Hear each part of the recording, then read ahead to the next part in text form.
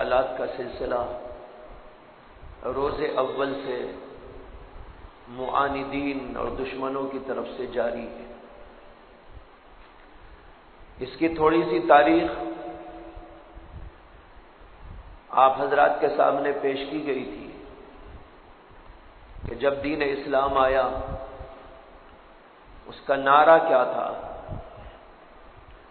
اس نے ایک سچی بات اللہ کی طرف سے لوگوں کے سامنے پیش کی، ایک اللہ کو ماننا ہے جس نے کائنات کو پیدا کیا ہے، اور اس کی کچھ تعلیمات ہے جس کے اندر سچائی ہے، جس کے اندر صداقت ہے، جس کے اندر حقانیت ہے، جس کے اندر تہذیب ہے، جس کے اندر معقولیت ہے، جس کے اندر زمانے کے ساتھ چلنے کی صلاحیت ہے۔ ایسے اللہ کے بے شمار احکامات یہ پیش کیے رسول اکرم صلی اللہ علیہ وسلم، لیکن جن کے دلوں کے اندر عداوت ہے، بغض ہے، ان لوگوں نے پہلے ہی دن سے رسول اللہ صلی اللہ علیہ وسلم کی مخالفت شروع کر دی۔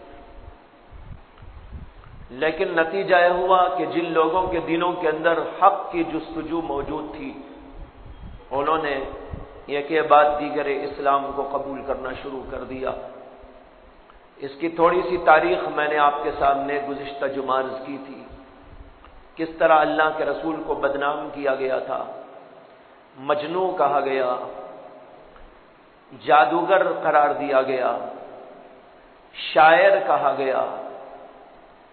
یہ سب کہہ کر اللہ کے نبی علیہ الصلاۃ والسلام سے روکنے کی کوشش کی گئی، لیکن لوگ آتے تھے، سنتے تھے، اور اللہ کے نبی علیہ الصلاۃ والسلام کو دیکھتے تھے، آپ کی زندگی کو دیکھتے تھے، ہر عمل کے اندر جو خوبی ہے، امتیاز ہے، اور آپ کی باتوں کے اندر جو خیر اور بھلائی کا پہلو ہے، جس کے اندر سچائی ہی سچائی ہے، یہ سب چیزیں دیکھتے تھے اور اسلام قبول کرتے چلے جاتے تھے۔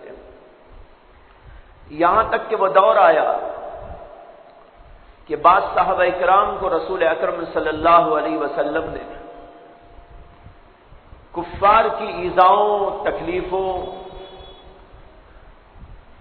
کا جب سلسلہ بہت زیادہ ہو گیا تو اس بات کی اجازت دے دی کہ تم لوگ ملک حبشہ چلے جاؤ، جہاں کا بادشاہ بہت اچھا ہے، نیک دل ہے، اگرچہ عیسائی ہے، لیکن اس کے اندر انصاف اور حق پرستی موجود ہے، اس کے ملک کے اندر چلے جاؤ۔ چنانچہ پہلے کچھ صحابہ اور پھر اس کے بعد کچھ اور صحابہ اللہ کے نبی علیہ الصلاۃ والسلام کی اجازت سے ملک حبشہ گئے۔ لیکن ملک حبشہ میں کیا ہوا؟ جب یہ لوگ وہاں پر پہنچے تو کافر لوگوں نے وہاں بھی ان کا تعاقب کرنا چاہا، اور کچھ لوگوں کو وہاں پر بھیجا گیا، اور انہوں نے جا کر بادشاہ سے کہا کہ ہمارے ملک کے کچھ لوگ تمہارے ملک کے اندر آ کر پناہ گزین ہوئے ہیں، یہ ایسے ہیں، ویسے ہیں، بڑے غلط کار ہیں، اس لیے آپ اپنے ملک سے ان کو نکال دیجیے۔ بادشاہ نے کہا کہ اگر ایسا ہے تو میں غور کروں گا، ان لوگوں کو بلاؤں گا، ان سے تحقیق کروں گا، اس کے بعد کچھ عمل کروں گا۔ بادشاہ جس کو نجاشی کہتے تھے، اس نے اپنے لوگوں سے کہا کہ جاؤ دیکھو مکے کے کچھ لوگ یہاں آ کر بسے ہیں، کہاں بسے ہیں؟ پولیس والوں نے تفتیش کرنی شروع کر ڈالی۔ تفتیش کے نتیجے میں معلوم ہوا کہ ہاں ایک جگہ پر کچھ لوگ آئے ہیں، بسے ہیں۔ بادشاہ کا آرڈر پہنچ گیا کہ وہ لوگ بادشاہ کی خدمت میں حاضری دیں۔ چند صحابہ تھے، اور ان کے اندر حضرت جعفر طیار جو حضرت سیدنا علی ابن ابی طالب رضی اللہ تعالیٰ عنہ کے سگے بھائی، وہ بھی وہاں موجود تھے۔ بادشاہ کا آرڈر آیا تو انہوں نے کہا کہ بہت اچھا. صحابہ نے مل کر حضرت جعفر طیار رضی اللہ تعالی عنہ کو اپنا متکلم بنا دیا کہ وہ گفتگو کریں گے بادشاہ سے. چنانچہ بادشاہ کے دربار میں پہنچے. بادشاہ نے اپنے سامنے ان کو بٹھایا اور پھر اس کے بعد میں پوچھا کہ تم کون لوگ ہو, کہاں کے ہو اور یہاں پر کیوں آئے ہو. اس سوال کے جواب میں حضرت جعفر طیار رضی اللہ تعالی عنہ نے ایک ایسی پیاری اور بہترین تقریر فرمائی جو آج تک کتابوں کے اندر ریکارڈ ہے. اتنی بھلی اور پیاری تقریر کہ وہاں کے بیٹھے ہوئے ہر آدمی کی آنکھوں میں آنسو آ گئے. بادشاہ بھی رونے لگا اور جو وہاں اس کے حواری موجود تھے وہ بھی رونے لگے. ان کی تقریر تو ان کی تقریر ہے, میں کیا دوہرا سکتا ہوں, کتابوں کے اندر وہ موجود. اس کا خلاصہ اپنے الفاظ میں عرض کرتا ہوں کہ حضرت جعفر طیار رضی اللہ تعالی عنہ نے بادشاہ کے سامنے کھڑے ہو کے تقریر کی. اس کے اندر انہوں نے کہا کہ اے بادشاہ, بات دراصل یہ ہے کہ ہم ملک عرب کے رہنے والے ہیں, مکے کے بسنے والے ہیں. ہم لوگ بتوں کی پوجا کرتے تھے, ظلم ڈھایا کرتے تھے, بھائی بھائی سے نفرت کرتے تھے, ایک دوسرے پر ظلم کیا کرتے تھے اور رشتہ داریوں کو توڑ لیا کرتے تھے, جنگ و جدال کے اندر مشغول رہا کرتے تھے. شرابیں پینا ہمارا کام تھا, زنا کرنا ہمارا کام تھا, برائیوں میں ملوث رہنا ہمارا کام تھا. اسی درمیان میں ایک شخص ہمارے ہی اندر سے اٹھے جن کا نسب بڑا عالی ہے, جن کے کردار کو ہم جانتے ہیں, جن کی صداقت و حقانیت کو ہم دیکھتے آئے ہیں. ایسا ایک پاکیزہ انسان اٹھا جن کو ہم اچھی طرح جانتے تھے کہ کون. انہوں نے کھڑے ہو کر ہم سے کہا, میں اللہ کا پیغمبر ہوں اور مجھے اللہ نے توحید کی دعوت دے کر بھیجا ہے, لہذا تم ایک اللہ کو مانو, ان بتوں کی پوجا نہ کرو. انہوں نے ہم کو حق سکھایا, انہوں نے ہم کو سچ سکھایا, انہوں نے ہم کو صلہ رحمی کی تعلیم دی, انہوں نے بھائی چارگی کی ہم کو تعلیم دی. انہوں نے ہم کو یہ بتایا انسانیت کا حق کیا ہوتا ہے, ماں باپ کا حق کیا ہوتا ہے, بچوں کا حق کیا ہوتا ہے, بیویوں کا حق کیا ہوتا ہے, پڑوسیوں کا حق کیا ہوتا ہے, رشتہ داری کو کیسے سنبھال کے رکھا جاتا ہے, کس طرح اپنے دل میں انسانوں کی ہمدردی پیدا کی جاتی ہے. انہوں نے ہم کو تعلیم دیا زنا نہ کرو, شراب نہ پیو, جھوٹ نہ بولو, غداری نہ کیا کرو. یہ تعلیم ان کی انہوں نے ہمارے سامنے پیش کی تو ہم نے اس تعلیم کو سچ سمجھ کر قبول کر لیا. تو وہاں کے لوگ ہمارے مخالف ہو گئے, انہوں نے ہم کو ستایا, انہوں نے ہمارے نبی کو ستایا, انہوں نے ہمارے راستے میں کانٹے بچھا دیے, انہوں نے ہمارے اوپر ظلم کے پہاڑ توڑ دیے. اس سے بچنے کے لیے ہم تمہارے ملک میں پناہ لینے کے لیے آئے ہیں. اگر آپ چاہتے ہیں تو ہم رہیں گے, اگر آپ نہیں چاہتے تو ہم کسی اور جگہ چلے جائیں گے. یہ ہے بھائیوں وہ تقریر جو حضرت سیدنا جعفر طیار نے بادشاہ نجاشی کے سامنے کھڑے ہو کر. اب ان کے بلند و بالا الفاظ, ان کا خاص وہ انداز اور ان کی پیاری وہ زبان اور ان کا بڑا ہی روب دارانہ لب و لہجہ اور حقیقت کی عکاسی کرنے والا, جب بادشاہ اور وہاں کے لوگوں نے اس کو سنا ہے تو کوئی آدمی روئے بغیر نہیں رہ سکا. بادشاہ نے کہا یہ اگر مطلب ہے تو تم کو یہاں رہنے کی اجازت ہے. اور کہا کہ اچھا وہ نبی جن کے بارے میں تم کہہ رہے ہو, اس نبی نے کیا کوئی کلام بھی اللہ کا پیش کیا ہے؟ حضرت جعفر طیار رضی اللہ تعالی عنہ, جن کا نام تو ہے عربی میں طیار اور یہاں میں اردو میں تیار بول رہا ہوں, وہ تیاری تھے بولنے کے لیے, اللہ کا کلام پیش کرنے کے لیے تیار تھے. انہوں نے کہا کہ جی ہاں, اس اللہ کے پیغمبر نے اللہ کا کلام بھی ہم کو سکھایا اور بتایا. ان کا کلام میں کچھ پڑھ کے آپ کو سناتا ہوں. اب اس کے بعد حضرت جعفر طیار نے سورہ مریم کی تلاوت شروع کر دی۔ سورہ مریم بادشاہ نجاشی عیسائی بادشاہ ہے، حضرت عیسیٰ پر یقین رکھنے والا اور پیغمبروں کو ماننے والا، حضرت مریم کے اوپر ایمان رکھنے والا۔ حضرت مریم کے نام پر قرآن کے اندر مستقل سورت موجود ہے جس کے اندر حضرت مریم کی براءت موجود ہے، حضرت مریم علیہ السلام کی فضیلت موجود ہے، حضرت سیدنا عیسیٰ علیہ نبینا علیہ السلام کی بلندی اور ان کا مقام اور ان کی رسالت اور ان کی نبوت اور اس کے ساتھ ساتھ ان کا سچا ہونا اور پھر یہ کہ ان کا جو ہے ایک معجزے کے طور پر پیدا ہونا، یہ ساری باتیں قرآن کی اس آیت اس سورت کے اندر اللہ تبارک و تعالی نے پیش فرمائی ہے۔ حضرت جعفر طیار پڑھتے چلے گئے یہاں تک کہ جب انہوں نے ختم کیا ہے تو دیکھتے ہیں کہ پوری مجلس کے اوپر سناٹا طاری ہے اور ہر آدمی کی آنکھوں سے آنسو جاتی ہے۔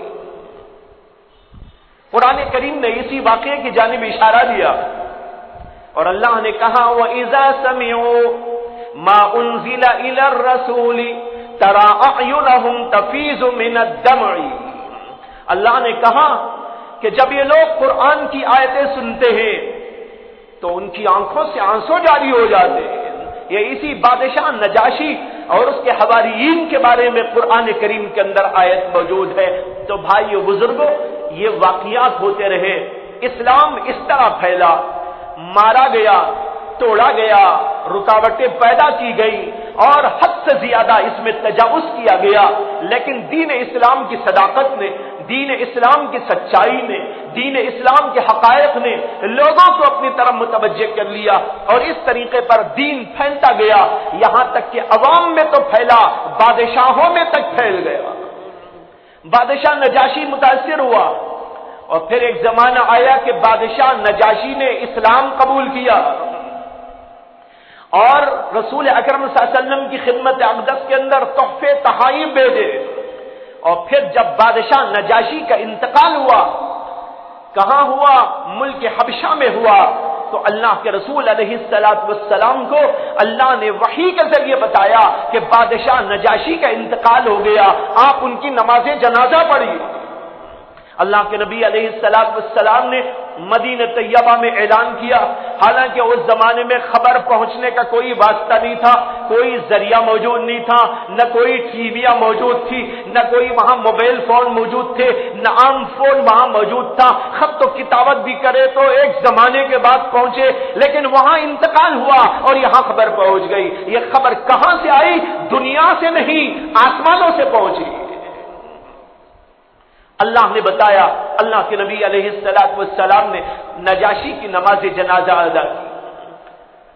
میں عرض یہ کر رہا ہوں کہ یوں دین اسلام پھیلا ہے، رکاوٹوں کے باوجود، مار دھاڑ کے باوجود، ہر طرح کی اذیتوں کے باوجود اور باڑ پر باڑ لگا دینے کے باوجود یوں پھیلتے پھیلتے مکے سے مدینہ پہنچا، پھر مدینے میں رکاوٹیں پیدا کی گئی، جنگ کا موقع فراہم کیا گیا، کفار نے آ کر اللہ کے رسول علیہ السلام پر چڑھائی کرنی چاہیے، وہاں پر آخری حربے کے طور پر اللہ کے رسول علیہ السلام نے جنگ کی ان لوگوں کے خلاف جو اللہ کے رسول کو اور دین اسلام کو مٹانے پہ تلے ہوئے تھے، جبکہ آپ مکہ چھوڑ چکے تھے، مکے سے مدینہ جا چکے تھے، وہاں بھی انہوں نے اللہ کے نبی کو ستایا ہے، وہاں بھی آ کر جنگیں برپا کرنے کی کوشش کی، اس طریقے پر جنگوں کا سلسلہ ہوا، لیکن اس کے باوجود اسلام کو روکا نہ جا سکا،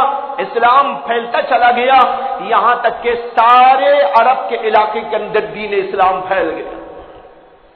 اور پھر صحابہ کرام کا دور آیا، حضرت ابو بکر صدیق کا، عمر بن خطاب کا، اور پھر اس کے اندر وسعت پیدا ہوتی چلی گئی۔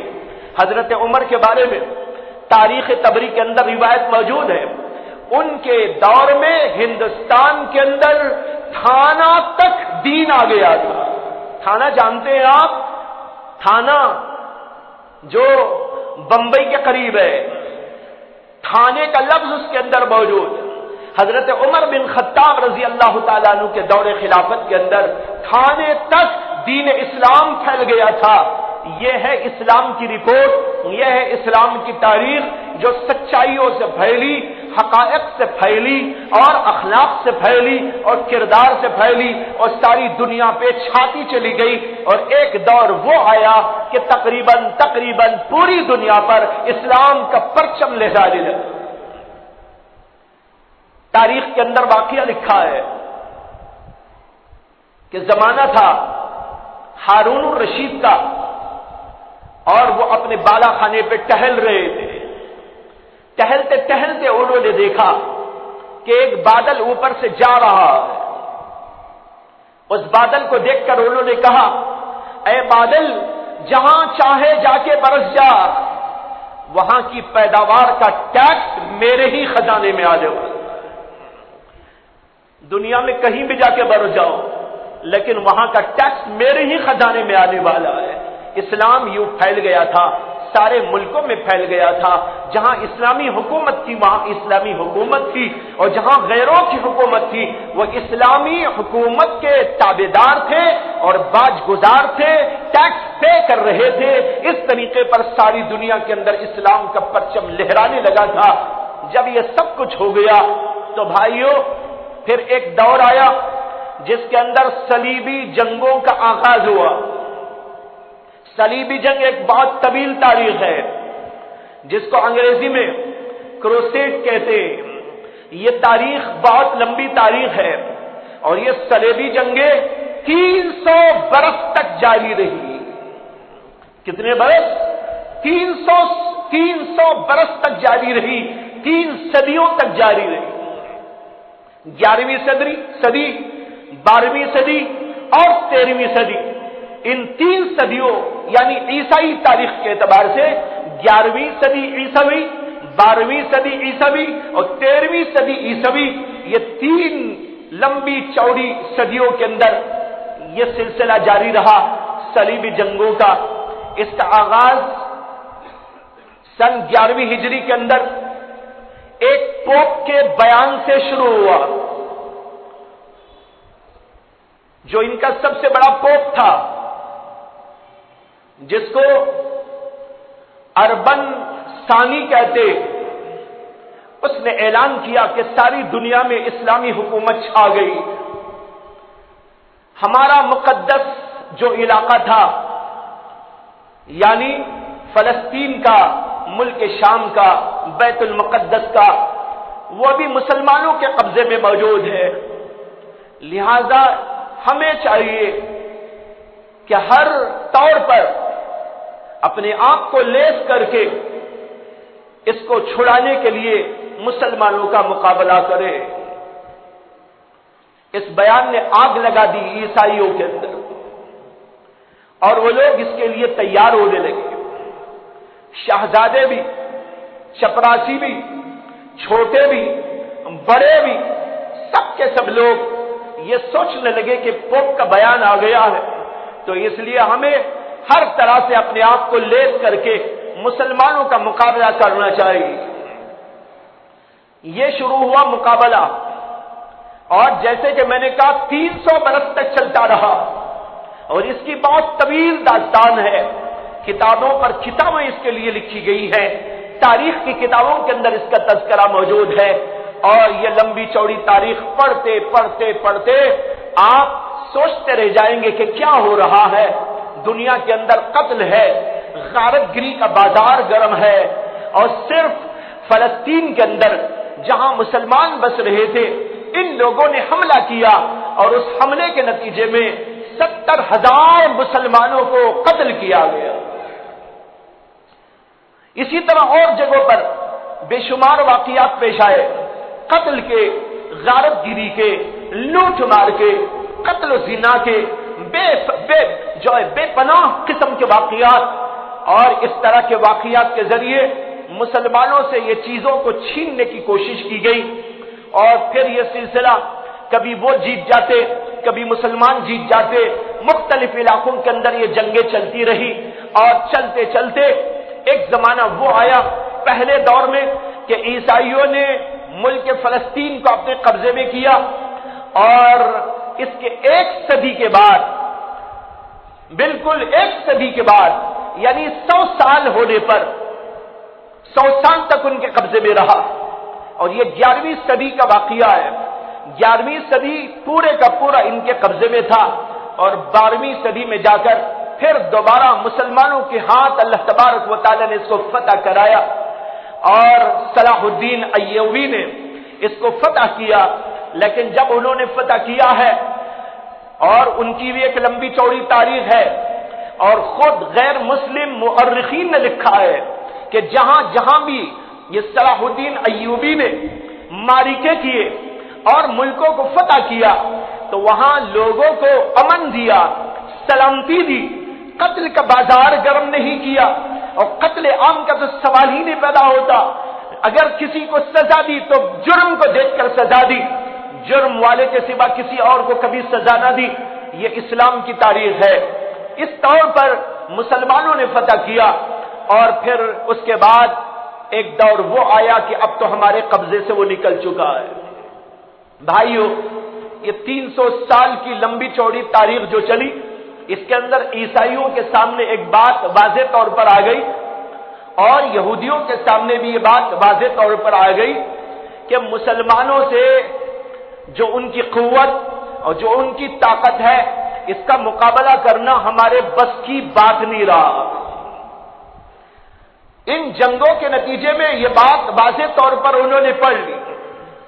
اور دوسری عجیب بات یہ ہوئی کہ وہ لوگ، یعنی یورپی ممالک کے لوگ، مغربی علاقوں کے لوگ، جرمنی اور فرانس کے لوگ، یہ لوگ جب یہاں پر جنگ کرنے کے لیے آئے تھے تو یہاں مسلمانوں کی تہذیب، ان کا تمدن اور ان کی ایجادات اور ان کی مختلف قسم کی جو ہے علمی جدوجہد، اور یہ سب کچھ ان کے سامنے آشکارا ہو رہا تھا۔ اور پہلے بھی ان کے سامنے یہ بات آشکارا تھی، اس لیے کہ اندلس تو یورپی مقامات میں ہی سے ہے، اور یورپ کے اندر جو وہاں پر اسلامی حکومت نے ترقی کی، اور اس کے اندر مختلف ایجادات، سائنسی تحقیقات، نئی چیزیں لا کر ساری دنیا کو انہوں نے مالا مال کر دیا تھا، یہ بھی ان کے سامنے تھا۔ اور یہاں آنے کے بعد انہوں نے سب کچھ دیکھنے کے بعد کچھ سیکھ کر یہاں سے جانے کی کوشش کی۔ یہ ان کا ایک اچھا پہلو تھا جس کو ہم لوگ بھول گئے، انہوں نے یاد کر لیا۔ انہوں نے آ کر ہم کو دیکھا تو ہمارے فکر کو دیکھا، ہماری طبیعتوں کو دیکھا، ہمارے اندر کی چیزوں کو دیکھا، ہمارے اندر کے علوم کو دیکھا۔ ان سب چیزوں کو دیکھنے کے بعد ہمارے ایمانوں کو بھی انہوں نے دیکھا۔ ایمان کی طاقت بڑی مضبوط ترین طاقت ہے۔ ان کو اللہ پر ایمان، اللہ کے رسول پر ایمان اور اللہ کے قرآن پر ایمان اتنا مضبوط ہے کہ اس چٹان کے سامنے ہم کبھی بھی کوئی چیز لے کر جائے تو کامیاب نہیں ہو سکتے۔ یہ ان کو سمجھ میں آ گیا۔ اس کے بعد انہوں نے پینترا بدلا اور اسلام کو زد کرنے اور اسلام کو رسوا اور پسپا کرنے کے لیے ایک نئی ترکیب سوچی۔ میں آج اور اس کے بعد کے بیانات میں دراصل اسی پر روشنی ڈالنا چاہتا ہوں۔ انہوں نے جو پینترا بدلا، پہلے تو جنگیں ہو رہی تھی اور اس کے اندر ناکامی کا شکار ہوتے چلے گئے تھے۔ اب انہوں نے سوچا، ان کی تھنکنگ ٹینک نے بیٹھ کر سوچا کہ آخر مسلمانوں کے اوپر ہم قابض کیوں نہیں ہو پا رہے؟ آخر وہ کیا وجہ ہے کہ ہم لوگ رسوا اور پسپا ہو جاتے ہیں، اور مسلمان جب آتے ہیں سامنے تو ہمارے سامنے، ہم ان کے سامنے ٹک نہیں سکتے۔ یہ بات سوچنے کے لیے ان کے بڑے بڑے گرو گھنٹال لوگوں نے بیٹھ کر سوچا، اور وہ کچھ نتائج کے اوپر پہنچے۔ کیا نتیجہ تھا جو ان کو سمجھ میں آیا تھا؟ انہوں نے کہا کہ اب بات اصل میں یہ ہے کہ مسلمانوں کے پاس ان کے قرآن پر اور اللہ پر اور ان کے نبی پر جو بے پناہ ایمان موجود ہے، یہ سب سے بڑی طاقت ہے مسلمانوں کے پاس۔ اس طاقت کو نہ میزائل نہ کوئی اور چیز قابض ہو سکتی ہے اس پر، نہ کوئی اور ایسی چیز ہے جو ان کو زیر کرنے میں کام میں لائی جا سکتی ہے۔ اس لیے کہ یہ ایمان کی مضبوطی جو ان کے خدا پر، رسول پر اور ان کی کتاب پر ان کو حاصل ہے، یہ ایک ایسی چٹان ہے کہ اس سے ہم مقابلہ نہیں کر سکتے۔ یہ تاریخ کے حوالے سے بول رہا ہوں، کوئی اوٹ پٹانگ بات نہیں ہے، بلکہ اس کے لیے حوالے موجود ہیں۔ جن لوگوں نے اس کو لکھا ہے وہ باتیں موجود ہیں کتابوں کے اندر، اور کن لوگوں نے یہ باتیں کہی اس کی پوری تاریخ موجود ہے۔ تو ان کی تھنکنگ ٹینک نے یہ نتیجہ اخذ کیا، اور اس نتیجے پر پہنچنے کے بعد یہ سوچا گیا کہ اب مسلمانوں کو دنیا میں ہرانے کے لیے ہمیں کسی اور چیز کی ضرورت نہیں ہے، بلکہ سب سے بڑی ضرورت یہ ہے کہ ان کے ایمان کو کمزور کیا جائے۔ جب تک یہ ایمان میں کمزور نہیں ہوں گے اس وقت تک ان کا ہم مقابلہ نہیں کر سکتے۔ اب اس کے لیے ان لوگوں نے کچھ لوگوں کو تیار کیا جن کا کام یہ تھا کہ وہ اسلام کے بارے میں معلومات حاصل کرے، اسلامی یونیورسٹیوں میں جائیں، وہاں پر رہے، وہاں پر پڑھے، وہاں سے وہ ڈاکٹریٹ کی سرٹیفکیٹ حاصل کرے، اور پھر یہاں پر آئے اور اسلام کو سمجھ کر آنے کے بعد وہ اسلام کے اندر کیڑے نکالنا شروع کر ڈالے۔ اس کے لیے انہوں نے ایک گروپ کو تیار کیا، وہ پادریوں کا گروپ تھا۔ پادری لوگ پڑھے لکھے ہوتے تھے، اور چونکہ ان کو ان کے دین سے تعلق تھا اور اسلام کے بارے میں بھی معلومات ہوتے تھے، اس لیے اس گروپ کو طالب علموں کی شکل میں بھیجا گیا۔ بڑی بڑی اسلامی یونیورسٹیوں میں، مصر میں اور علاقوں میں، وہاں پر وہاں کے لوگ آئے اور داخلہ لے کر انہوں نے پڑھا، باقاعدہ عالم بنے، باقاعدہ مفتی بنے، باقاعدہ محدث بنے، باقاعدہ مفسر بنے، باقاعدہ فقیہ بن گئے، اور سارے علوم و فنون اسلامیہ کو بہت غائر نظر کے ساتھ پڑھ کر ڈگریاں انہوں نے حاصل کی۔ پھر جب یہ طبقہ واپس گیا اپنے ملک، تو وہاں پر اللہ نے کچھ لوگوں کو تو توفیق دے دی۔ جب اسلام کی سچائی ان کے سامنے آئی، اسلام کی حقیقت ان کے سامنے آئی، قرآن کی عظمت ان کے دلوں میں آ گئی، رسول اللہ صلی اللہ علیہ وسلم کی سیرت کو پڑھنے کے بعد رسول اکرم صلی اللہ علیہ وسلم کی سیرت کو وہ نظر انداز نہیں کر سکے، ان کے دلوں پر ان چیزوں کا اثر مرتب ہوا، تو کئی ایسے پادریوں نے اسی زمانے میں اسلام کی قبولیت کا اعلان کر دیا۔ ایسے ایک لمبے چوڑے واقعات پیش آئے ہیں تاریخ کے اندر کہ لوگ آئے تھے اسلام کو سیکھ کر اسلام کو بدنام کرنے کی غرض سے، لیکن یہاں پر آ کر جب اسلام کو انہوں نے پڑھا، قرآن کی حقائق اور نبی صلی اللہ علیہ وسلم کی سیرت کے حقائق ان کے سامنے آتے چلے گئے، دل نے اس کو قبول کر لیا، آخرکار وہ مسلمان ہو گئے۔ لیکن کچھ لوگ ایسے بھی رہے جن کے اندر تعصب تھا، جن کا دل پہلے ہی سے پاک نہ تھا۔ جو قرآن کو پڑھتا ہے دل کی پاکی کے ساتھ، انصاف پسندی کے ساتھ، تو اللہ اس کو ضرور ہدایت دیتے، لیکن دل میں تعصب رکھنے کے بعد اور دل کے اندر خباثت رکھنے کے بعد وہ اگر پڑھتا ہے تو اس کے تعصب میں اضافہ ہی اضافہ ہوتا چلا جاتا ہے۔ اسی لیے قرآن نے کہا یُضِلُّ بِهِ كَثِيرًا وَيَهْدِي بِهِ كَثِيرًا، اللہ اسی قرآن سے کچھ لوگوں کو ہدایت دیتا ہے اور اسی قرآن سے اللہ بہت سوں کو گمراہ کر دیتا ہے۔ اب یہ پڑھنے آئے، کچھ لوگوں کو ہدایت مل گئی، جن کے دلوں میں سچائی، جن کے دلوں کے اندر نیکی کا جذبہ تھا، اللہ نے ان کو ہدایت کے راہ پہ ڈال دیا، اور جو متعصب تھے، جن کے دلوں میں عداوت کی اور بغض کی آگ بھڑک رہی تھی، وہ لوگ اس کے اندر اور آگے بڑھتے چلے گئے۔ انہوں نے وہاں پر جانے کے بعد وہاں پر مدرسے قائم کر لیے یورپی علاقوں میں، اور ایک ٹیم کو تیار کرنا شروع کر دیا۔ قرآن پڑھاتے ہیں، حدیث پڑھاتے ہیں اور دینی علوم پڑھاتے ہیں، اور سب کچھ پڑھانے کے بعد ان کا ذہن اس کے لیے تیار کرتے ہیں کہ قرآن اور حدیث کے اندر سے کیڑے نکالو اور لوگوں کے سامنے اس کو آشکارا کرو، اسلام کو بدنام کرو، قرآن کو بدنام کرو، نبی کی سیرت کو داغدار کرو، اسلام کے اوپر اعتراضات کرو، اور غلط سلط جو تم سے ہو سکتا ہے کہیں نہ کہیں حوالے سے یہ باتیں کہتے چلے جاؤ۔ اس کے لیے ایک بہت بڑا عملہ تیار کیا گیا۔ ایسے ہی لوگوں کو مستشرقین کہا جاتا ہے، اورنٹیلسٹ، انگریزی میں ان کو کہتے ہیں اورنٹیلسٹ، یعنی وہ لوگ جو مشرقی علوم پڑھتے ہیں، قرآن اور حدیث اور اسلامی تاریخ اور اسلامی فقہ، ان علوم کو پڑھنے والے اور مذہب اسلام سے تعلق رکھنے والوں کی تاریخ کو جاننے والے لوگ، ان کو کہتے ہیں مستشرقین، عربی میں مستشرقین اور انگریزی میں اورنٹیلسٹ۔ یہ لوگ پیدا ہو گئے اور انہوں نے مدرسے کھولے، اور ان مدرسوں میں بعض لوگ گئے ہوئے ہیں، انہوں نے آ کر بتایا ہے کہ جب وہاں جاتے ہیں تو ایسا معلوم ہوتا ہے کہ کہیں لکھا ہوا ہے دارالحدیث، کسی عمارت کے اوپر لکھا ہوا ہے دارالفقہ، کسی کے اوپر لکھا ہوا ہے دارالتفسیر، کسی کے اوپر لکھا ہوا ہے دارالقرآن۔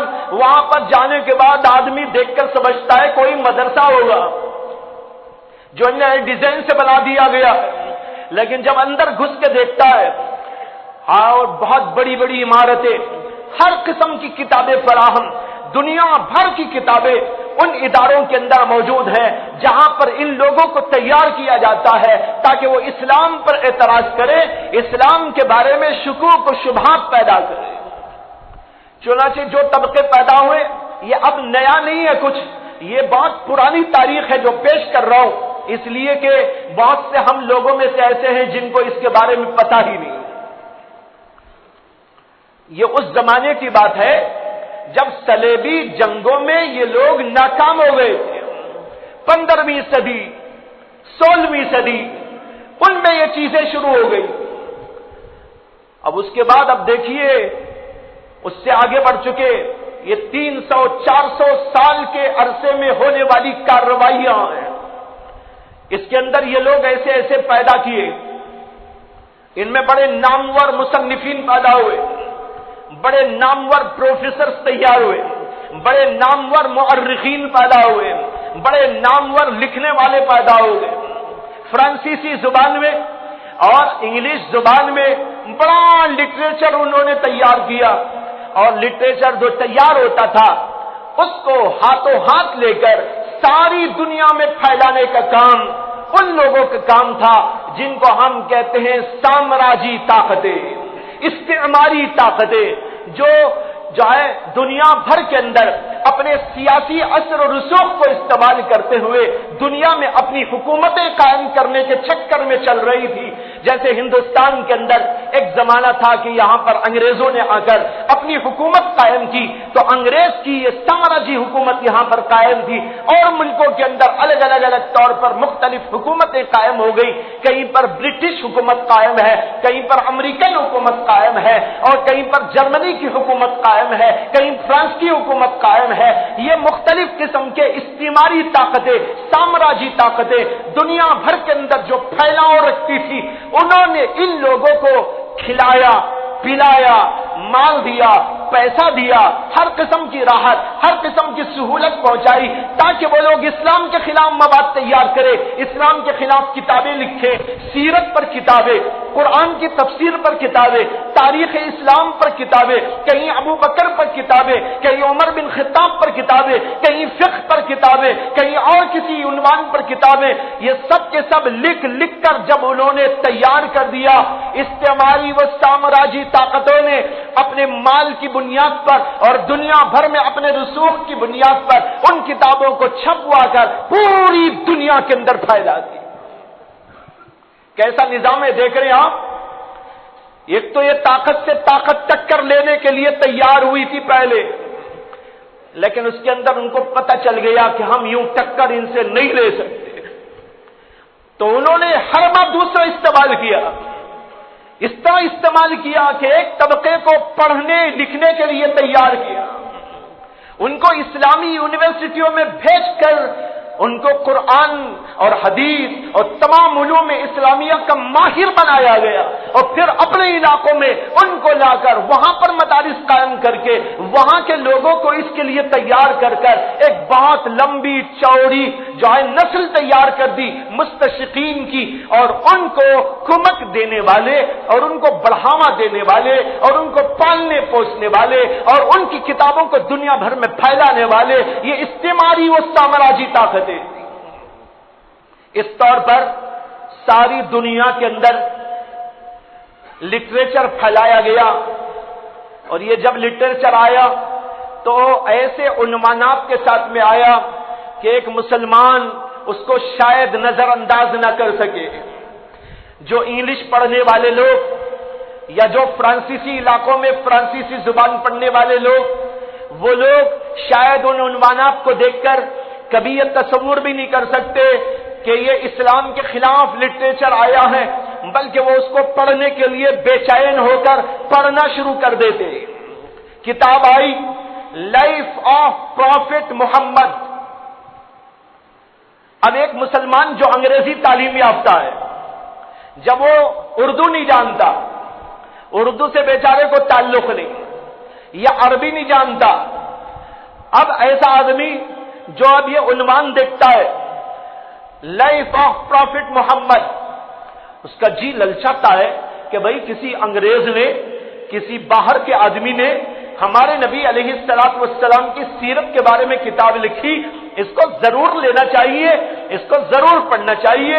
یونیورسٹیوں میں پہنچائی گئی، اداروں میں پہنچائی گئی، اور جگہ جگہ کے کتب خانوں میں پہنچائی گئی، اور اس کو دنیا بھر میں پھیلا کر ہر آدمی کے سامنے اس کو لایا گیا۔ تو جو لوگ ان چیزوں کو پڑھتے ہیں، اس کے بعد وہ پہلے تو یہ سمجھ کے پڑھتے ہیں کہ ہمارے نبی علیہ السلام کی سیرت پر کتاب ہے، لیکن اسی میں پڑھتے پڑھتے آخر تک پہنچنے تک ان کا دماغ محمد الرسول اللہ سے پھر چکا ہوتا ہے۔ کیسے؟ اس لیے کہ اس کے اندر وہ حضور کی سیرت بیان کرتا ہے، لیکن جگہ جگہ شبہات پیدا کرتا ہے، جگہ جگہ اعتراضات کرتا چلا جاتا ہے، اور کسی واقعے کو کچھ دوسری شکل میں پیش کرتے ہوئے چلا جاتا ہے۔ اس طرح اللہ کے نبی کی سیرت کو بگاڑ کر یا کہیں پر اعتراض کر کے، کہیں شک و شبہ پیدا کر کے اپنی کتاب پوری کر دیتا ہے، اور حوالوں کی بھرمار ہوتی ہے۔ وہ بغیر حوالے کے نہیں، حوالے سے بات کر رہے ہیں۔ اب دیکھنے والا یہ سمجھتا بھائی حوالے کی کتاب ہے، ہر جگہ حوالہ موجود ہے۔ ابن حجر نے لکھا ہے، اور عینی نے لکھا ہے، اور استیاب کے اندر ابن عبد البر نے لکھا ہے، غزالی نے لکھا ہے، رازی نے لکھا ہے، اور جو ہے وہ فنا اور فنا عالم نے لکھا ہے، اور ابن کثیر نے لکھا ہے، اور ابن الاسیر نے لکھا ہے۔ ان کی کتابوں کے حوالے اور جلد نمبر بھی ہے، اور اس کے ساتھ صفحہ نمبر بھی موجود ہے۔ آپ دیکھ کر متاثر ہوئے بغیر نہیں رہ سکتے کہ بھئی ان لوگوں نے یہ کتابیں، اتنی ساری کتابیں پڑھ کے لکھی ہیں، حوالوں کی بھرمار ہے، اور پیچھے انڈیکس دیا گیا ہے، کتابوں کا انڈیکس، کہ یہ کتاب ہم نے کتنی کتابوں کو سامنے رکھ کے تیار کیا۔ اس کے اندر 100، 200، 300 کتابوں کے نام موجود ہے، اور 200، 300 کتابوں سے اخذ کر کے کتاب لکھی گئی حوالے کے ساتھ۔ اب پڑھنے والا ایک آدمی جس کو پہلے سے کچھ علم نہ ہو یا ہو بھی تو ان چیزوں کو دیکھ کر وہ متاثر ہوتا ہے، اور متاثر ایسا کہ اللہ کے رسول علیہ السلام سے اس کی عقیدت و محبت ختم ہو جاتی ہے۔ یہ ہے ان لوگوں کا حربہ اور اسلام دشمنی کا ریکارڈ، کہ کس طرح اسلام کو دنیا میں ہم زیر کریں، یہ پلان انہوں نے بنا کر اس طرح کتابیں لکھنی شروع کر رہا ہے۔ ایک تو اللہ کے نبی کی سیرت پر بہت لوگوں نے لکھا، مختلف عنوانات اور مختلف ٹائٹل سے کتابیں لکھی گئی، اور اسی طرح قرآن پر کتابیں لکھی گئی، تفسیر کے عنوان پر کتابیں لکھی گئی، تاریخ کے عنوان پر کتابیں لکھی گئی، اور اسلام کی تاریخ کو اور رسول اکرم صلی اللہ علیہ وسلم کی تاریخ و سیرت کو بیان کرتے ہوئے اللہ کے نبی علیہ السلام کو ایسے انداز سے اور مسلمان خلفاء کو ایسے انداز سے وہ پیش کریں گے کہ جہاد کا عنوان آئے گا تو جہاد کے عنوان کے تحت یہ پیش کیا جائے گا کہ اللہ کے نبی ایک خونخوار انسان تھے اور صحابہ کرام ایک خونخوار طبیعت والے لوگ تھے جو قتل و غارت گیری کرتے ہوئے اسلام کو دنیا کے اندر پھیلا کے چلے گئے. اور ساری دنیا میں جو اسلام پھیل گیا وہ کیسے پھیلا؟ وہ تلوار سے پھیلا، وہ اس طرح ظلم زیادتی سے پھیلا، وہ لوگوں کو مار دھاڑ کر کے قتل غارت گیری کر کے یوں پھیلا کے چلے گئے. یہ تصور پیش کرتے ہیں. تاریخ جب ہم پڑھتے ہیں ان کے لکھے ہوئی یہ تاریخ آپ کے سامنے آئے گی. اللہ کے نبی کی سیرت پڑھتے ہیں اس کے اندر ایک دوسرا روپ اللہ کے نبی کا پیش کیا جائے گا. اس طرح پڑھنے والا اللہ کے نبی سے، تاریخ اسلام سے، سیرت صحابہ سے، بلکہ خود قرآن کریم سے بدزن ہو جائے گا جب وہ ان کتابوں کو پڑھتا ہے. یہ ان کا مشن تھا.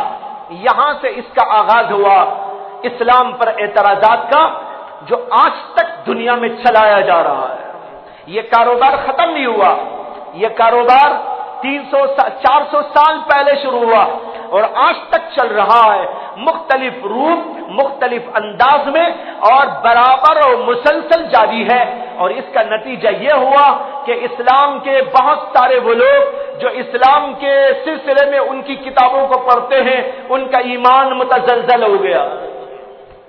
چنانچہ بہت سارے لوگ ایسے پیدا ہو گئے جو ان کتابوں کو پڑھنے کے بعد محمد صلی اللہ علیہ وسلم کے بارے میں جو ہے کچھ غلط خیالات اور تصورات پیدا کر لیے. قرآن کریم کے بارے میں یہ خیال ہونے لگا یہ شاید اللہ کی کتاب نہیں. ایسے لوگ عرب کے اندر بھی پیدا ہوئے. چنانچہ ابھی 1.5 صدی کے اندر کئی ایسے لوگ عرب کے علاقوں میں پیدا ہوئے جنہوں نے اصلاح کے عنوان پر، تجدید کے عنوان پر، تجدد پسندی کے عنوان پر دین اسلام کو ایک نئے روپ میں اس طرح پیش کیا کہ اس سے اندازے ہوتا ہے وہ اللہ کے نبی کو اللہ کا نبی نہیں مانتے اور قرآن کریم کے بارے میں بھی یہ خیال رکھتے ہیں کہ بھائی زمانہ بدل گیا اس لیے ہم کو بدل جانا ہے، زمانہ بدل گیا اس لیے قرآن کو بدل دینا ہے، اور زمانہ بدل گیا اس لیے نبی کی تعلیمات کو بدل دینا ہے. اس زمانے کے اندر یہ قرآن نہیں چلے گا، یہ حدیث نہیں چلے گی. یہ سب کچھ پٹی پڑھائی تھی ان مستشرقین نے اور اس کو پڑھ لیا ان لوگوں نے اور اسی کا نعرہ اپنی کتابوں کے اندر اٹھانے لگے. یہاں تک کہ علماء حق کو اس صدا کے خلاف، آواز کے خلاف کتابیں لکھنی پڑی اور بیانات دینے پڑے. اس طریقے پر دین اسلام کو بدنام کرنے کی کوششیں کی گئی. یہاں پر میں آخر میں، آج کے بیان کے آخر میں ایک مستشرق کا جملہ آپ کو سنا دوں جس نے صاف الفاظ کے اندر یہ بات کہی ہے. فرانس کا رہنے والا تھا اور فرانس کی حکومت برٹش کا رہنے والا تھا اور اس نے وہاں کی حکومت کو ایک پیغام دیا اور اسی کے ساتھ ساتھ فرانس کی حکومت کو بھی متوجہ کیا. اس کا جملہ ہے، کتابوں میں لکھا ہے کہ اس نے کہا کہ ہماری اس حکومت کا مسلمانوں سے مقابلہ اسی وقت کامیاب ہو سکتا ہے. الفاظ غور کیجئے، وہ کہتا ہے اسی وقت کامیاب ہو سکتا ہے جبکہ مسلمانوں کے دل سے ہم لوگ محمد کی اور مکے کی محبت و عقیدت کو ختم کر دیں. یہ اس کا جملہ ہے. کہتا ہے کہ ہم لوگ یعنی برٹش والے اسی وقت کامیاب ہو سکتے ہیں اپنی مہم کے اندر جبکہ ہم مسلمانوں کے دل سے محمد کی اور مکۃ المکرمہ کی محبت کو ختم کر ڈالیں. اس کے بعد کہتا ہے کہ میں صرف برٹش حکومت کو نہیں بلکہ میں فرانس کی حکومت کو بھی متوجہ کرتا ہوں کہ وہ اس بات پر غور و فکر کرے. یہ اس کا جملہ ہے، انگریزی کے اندر ہے، میرے پاس لکھا ہوا ہے، اس کا ترجمہ میں نے آپ کے سامنے پیش کیا ہے۔ ایسے بہت سارے اقوال ان لوگوں کے جس سے پتہ چلتا ہے کہ ان لوگوں نے اس بات پر محنت کو اپنی محنت کا مرکز بنایا اور محور بنایا کہ محمد صلی اللہ علیہ وسلم کی عقیدت کو، محبت کو ختم کیا جائے۔ اور مکے کا لفظ بھی یہاں موجود ہے۔ اور ایک اور انگریز نے یہ بات کہی کہ یہ مسلمان لوگ عجیب ہیں کہ دنیا میں وہ کہیں بھی رہے مختلف رہتے ہیں، لیکن جب وہ مکہ پہنچتے ہیں تو ان کے اندر ایک عجیب روح پیدا ہو جاتی ہے جس سے ان میں اتحاد پیدا ہو جاتا ہے۔ ہم لوگوں کو مکی کی محبت ختم کرنی چاہیے تاکہ ان لوگوں کے اندر اختلاف پایا جائے۔ یہ بھی انگریز کا جملہ ہے۔ معلوم ہوا کہ وہ چند کام کرنے پہ تلے ہوئے ہیں۔ ایک، اللہ کے نبی کی محبت کو دلوں سے نکالنا، اس کے لیے وقتاً فوقتاً ایسی کتابیں لکھی جاتی ہیں، اور پھر اسی کے ساتھ ساتھ نعوذ باللہ رسول اکرم صلی اللہ علیہ وسلم کی تصویریں بنا کر لوگوں کے اندر غلط انداز سے پھیلائی جاتی ہیں تاکہ اللہ کے رسول کو ایک عجیب حلیے میں دیکھ کر پڑھنے والا اور دیکھنے والا اب اس عقیدت و محبت کو ختم کر ڈالے جو اس کو رسول اللہ صلی اللہ علیہ وسلم سے حاصل ہے۔ میں نے غالباً گزشتہ یا اس سے پیوستہ یہ واقعہ آپ کو سنایا تھا علامہ عبد الماجد دریابادی کا، جو اسکول کالج میں پڑھتے تھے اور فلسفے کے علم سے بڑا ان کو تعلق تھا، اس لیے فلسفے کی ہر کتاب پڑھنے کی کوشش کرتے تھے۔ انہوں نے اپنا واقعہ اپنی کتاب آپ بیتی کے اندر بیان کیا ہے کہ میں نے ایک کتاب خریدی جو ایک انگریز کی لکھی ہوئی تھی، فلسفہ اس کا عنوان تھا۔ میں فلسفے کا دل دادا تھا، اس لیے اس کتاب کو خرید کر پڑھتا گیا۔ جب آخری صفحے پر پہنچا تو وہاں پر بنا کسی مناسبت کے آخری پیج کے اوپر ایک تصویر نظر آنے لگی۔ تصویر کو دیکھا، کیا تصویر ہے؟ کہتے ہیں کہ مجھے ایک انسان کی تصویر دکھائی دی جو عرب کے حلیے میں ہے اور ہاتھ میں تلوار ہے، خونخوار انداز ہے، ایسے روپ میں ایک شخص کی تصویر پیش کی گئی ہے۔ کہتے ہیں کہ میں نے دیکھا کس کی تصویر ہے، دیکھوں، نیچے لکھا ہوا تھا پروفٹ آف اسلام محمد، بس اتنا ہی اور کچھ نہیں۔ تصویر بنا دی، خونخوار انداز سے بنا دی، خونخوار انداز پیش کر دیا، نیچے اتنا لکھ دیا پروفٹ آف اسلام محمد۔ مولانا عبد الماجد دریابادی جن کا پورا خاندان دیندار، پورا گھرانہ دیندار، وہ کہتے ہیں جو ہی میں نے اس تصویر کو دیکھا تو مجھے، اللہ مجھے معاف کرے، نقل کفر نہ باشد، وہ لکھتے ہیں کہ جو ہی میں نے تصویر کو دیکھا محمد صلی اللہ علیہ وسلم کی ساری عقیدت ملیامیٹ ہو گئی۔ وہاں سے ان کا الحاق کا دور شروع ہوا، کئی برس تک ملحد بن کے رہے، پھر اللہ نے فضل کیا تو حضرت مولانا حکیم الامت اشرف علی تھانوی اور حضرت مولانا شیخ الاسلام مولانا مدنی نور اللہ مرقدہ کی برکت سے، ان کی جوتیوں کے صدقے سے اللہ نے دوبارہ ان کو ایمان کی دولت سے مالا مال فرمایا، ورنہ تو اس تصویر کو دیکھ کر وہ اللہ کے نبی صلی اللہ علیہ وسلم پر نعوذ باللہ لاحول پڑنے لگے۔ وہ کہتے ہیں کہ میرے دل میں آنے لگا یہ ہمارے نبی، میں ایسے نبی کو نہیں مانتا۔ خالی تصویر کو دیکھ کر یہ تک نہ سوچا یہ جھوٹی تصویر ہے، اللہ کے نبی کی کوئی تصویر دنیا میں موجود نہیں، لیکن انہوں نے جھوٹی تصویریں بنائی اور یوں اللہ کے نبی کو بدنام کرنے کی کوشش کی۔ اور آپ کے علم میں یہ بھی لاتا چلوں، اس سلسلے میں میں نے ایک مضمون بھی لکھا ہے جو شائع بھی ہوگا، اس کے اندر حوالے بھی موجود ہیں، میں آپ کو بتاتا چلوں آج بھی اٹالی میں اور مختلف جگہ پر کئی عیسائی چرچوں کے اندر رسول اکرم صلی اللہ علیہ وسلم کا کارٹون لگا ہوا ہے، آج بھی لگا ہوا ہے۔ کیوں لگا ہوا ہے؟ حالانکہ ساری دنیا جانتی ہے کہ کوئی بھی اپنے مذہبی گھر کے اندر کسی اپنے دشمن کی تصویر کو نہیں لگاتا ہے؟ کیا مسلمان کبھی اپنے دشمنوں کی تصویر یہاں لگائے گا؟ لیکن یہ ایسے کمبخت لوگ ہیں، اللہ کے نبی علیہ السلام کی عداوت اور اللہ کے نبی کے بغض میں یہاں تک تک آگے بڑھ گئے کہ انہوں نے اپنی چرچوں کے اندر اللہ کے نبی کے غلط کارٹون بنائے. ایک کارٹون اٹالی کی ایک بہت بڑی چھت کے اندر لگا ہوا ہے، اس کا حوالہ میں نے اپنے مضمون کے اندر دیا ہے. وہ ایسی تصویر بنائی گئی ہے کہ رسول اکرم صلی اللہ علیہ وسلم کو اللہ کے فرشتے پیروں سے روند رہے ہیں اور جہنم میں ڈھکیل رہے ہیں. نعوذ باللہ. یہ ہے ان کی عداوت، یہ ہے ان کا بغض، تصویروں کے ذریعے، کتابوں کے ذریعے، کارٹون کے ذریعے. اسی لیے کارٹونوں کی آواز لگائی جاتی رہتی ہے. ڈرماس کے کارٹون کا واقعہ آپ نے ابھی تک نہیں بھولا ہوگا کہ کس طریقے پر اس خبیث نے اور چند خبیثوں نے مل کر اللہ کے رسول علیہ السلام کی گندے کارٹون بنائے تھے. اور ایک کارٹون ایسا بنایا تھا جو سب سے نمایاں کیا گیا تھا. اللہ کے نبی پگڑی پہنے ہوئے ہیں اور پگڑی کے اندر بم رکھے ہوئے ہیں، جس سے دنیا بھر میں آگ لگ گئی.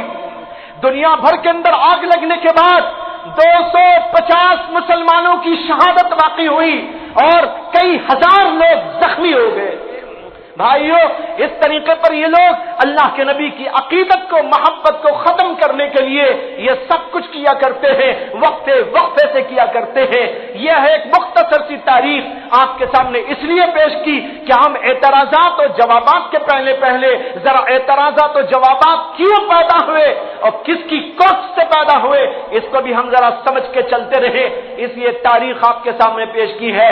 اللہ میرے بھی ایمان کو اور آپ کے ایمان کو بھی مضبوط فرمائے. اللہ ہم سب کو مرتے دم تک ایمان کے اوپر باقی رکھے اور اللہ کے نبی پر، صحابہ پر اور اسی طرح قرآن پر اور اللہ پر ہمیں پکا اور سچا اللہ جو ہے ایمان عطا فرمائے. وآخر دعوانا ان الحمدللہ رب العالمین.